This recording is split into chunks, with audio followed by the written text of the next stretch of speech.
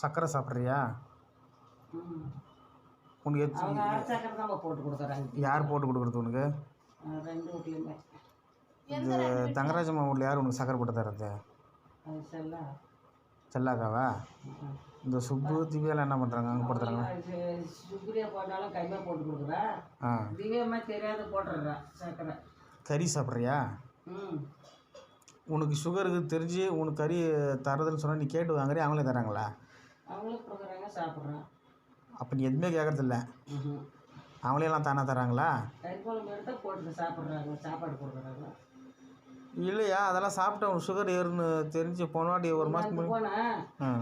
BP sugar check பண்ணேன், எல்லாம் கரெக்டாக இருக்குது. நாங்கள் பிபியை சுகர் எவ்வளோ? சுகர் வந்து மாத்திரை 2 டைம் எடுத்துக்கிட்டே உங்களுக்கு சரியாயிடும் லெவலில் இருக்குதுன்னாங்க டாக்டரு.